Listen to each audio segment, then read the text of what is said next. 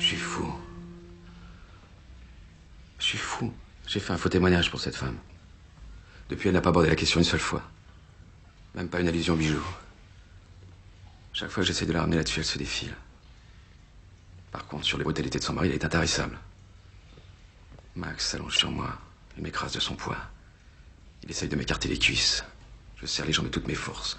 Ses mains remontent jusqu'à ma gorge. Il ouvre mon corsage quand il ne le déchire pas, etc., etc. À quoi pensez-vous? Je crois qu'elle essaye d'éveiller en moi des désirs meurtriers. C'était un temps. Je devrais arrêter avec elle, mais j'y arrive pas. Je me suis tellement fait avoir que je voudrais comprendre.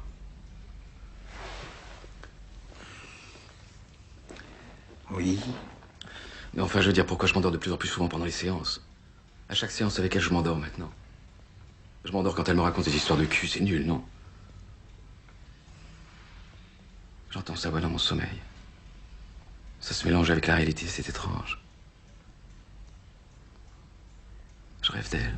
Enfin, de ce qu'elle me raconte. L'autre nuit, j'ai rêvé que Max l'a chevauché sur le divan. Enfin, sur mon divan. Il lui tapait dessus, mais avec une violence inouïe. Et plus il l'a tapé, plus elle hurlait de rire. Plus elle se foutait de sa gueule, de son désir pour elle. Ça s'arrêtera quand? Ça s'arrêtera quand? Bien, Michel.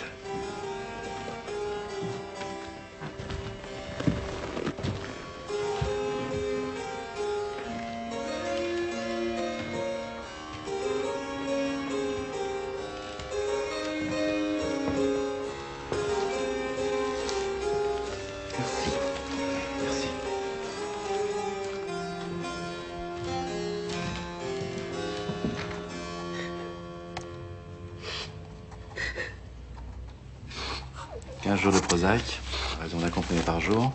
C'est pour vous dépanner, je n'ai pas l'habitude de prescrire pour quelqu'un qui est en analyse avec moi. Merci beaucoup, docteur. Ça va pas du tout. Mais si. Tenez. Au revoir. Au revoir. À la semaine prochaine. Tout avait commencé par un coup de fil d'un ancien copain de lycée devenu commissaire de police. Oui? Allô, Durand? Commissaire Shapiro? Oui, comment vas-tu? Très bien, écoute, tu peux venir à la brigade? Qu'est-ce qui se passe? Pas le temps de t'expliquer, disons que ça te concerne indirectement, c'est important.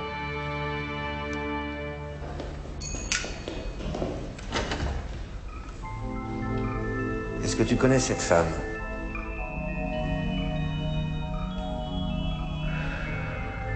Berstein, la grande surface du diamant, tu connais? Madame Kubler fauche chez eux ouvertement et depuis des semaines. Ils n'arrivent pas à la coincer. Il n'y a pas un voleur qui retourne sur un lieu où il est repéré. Bah, elle, si. Ah, c'est une dingue, hein. Mais à part ça, une vraie pro, hein. Impossible à coincer. Kleptomane perverse. J'imagine que je t'apprends rien. Désolé, mais ce qu'elle raconte chez moi relève du secret professionnel. C'est quand même ta patiente, non? C'est une patiente, oui. Ah ouais. Ah bah, vous faites pas chier. Putain, quand je pense qu'on se crève le cul. Tiens, j'arrête. Regarde. Le promoteur escroc et la kleptomane perverse. Beau couple. Il y a 4 jours, un vigile repère Olga Kubler en train de faucher une bague de 40 000 francs. Bon, tu m'as convoqué pourquoi au juste? Au moment des faits qui me sont odieusement reprochés, j'étais chez mon psychanalyste, Michel Durand, c'est bien toi. 17 bis avenue Trudel. Pas froid au slip, hein. Là, tu peux répondre, là. C'est pas secret médical, ça. N'importe quel toubib, je demanderais son carnet de rendez-vous. Ça t'avancerait pas grand-chose. Les rendez-vous sont marqués à l'avance et une séance est toujours due que le patient vienne ou pas. Ok. Elle était chez toi? Oui. Tu es sûr? Faux témoignage, réfléchis. Quoi, tu mets ma parole en doute? Putain, pour un copain de lycée, c'est moche. Mais mon Dieu, mais pourquoi tu couvres cette dingue? Y a quelque chose entre vous, quoi? Olga Kubler était en séance chez moi le jour où ton vigile a cru la voir, ok? Tu fais une grosse connerie, Michel. Cette femme va te foutre dans la merde. Le surlendemain, Olga avait sa séance. J'étais curieux de voir sa réaction.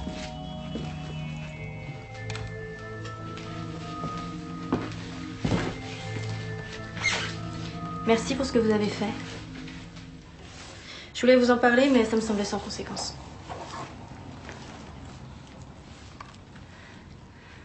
Que je vous parle des brutalités de Max, le bitou de chat, vous penchez pas. Je vous aurais dit que j'étais une voleuse, vous en seriez foutu pareil. Bien, madame. Au revoir, madame. Je me demandais ce que vous alliez faire. Me donner aux flics ou mentir. Vous êtes impliqué, docteur Durand. Enfin.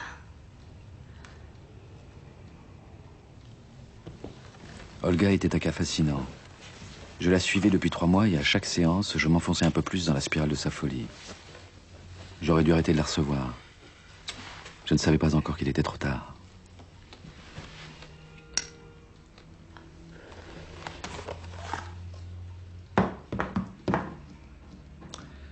Je vous rappelle que nous étions convenus que vous ne fumeriez pas pendant les séances. Rabat-joie.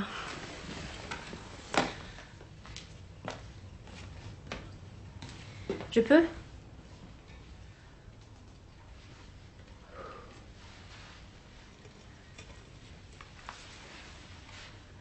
Vous me punissez, docteur.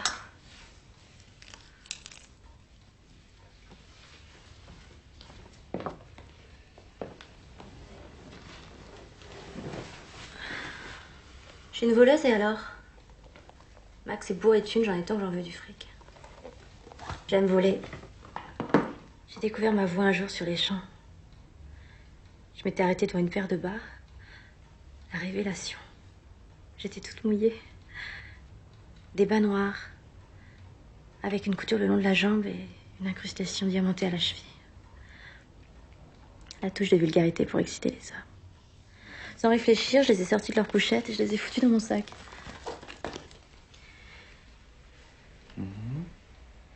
Mieux qu'un orgasme. Que la violence d'un homme. Enfin, pas pareil. Je les enfile encore de temps en temps. Oui. La lingerie, ça manquait d'envergure. J'ai bifurqué vers la bijouterie. Bernstein. C'était parfait. Rolex. Oyster Perpetual. Or jaune, 18 carats. 32 brillants. Bracelet du même métal. Évidemment, il m'arrête. Fouille intégrale. J'adore.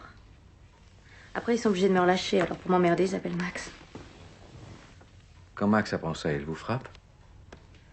Heureusement. Une femme qui vole dans les magasins, ça fait mauvais genre quand on fréquente des ministres. Ça, il pardonne pas. Avec ce que je sais sur ses combines, je le fais boucler la vie. Il veut s'enfuir à l'étranger, il a peur que je compromette ses plans. Alors il me cogne. Vous ne pensez pas qu'il faudrait que ça s'arrête, non? À la mort d'un de nous deux.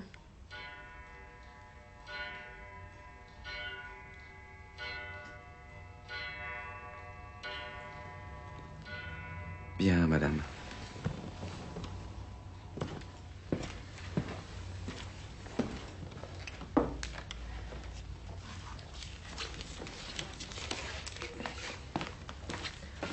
Merci.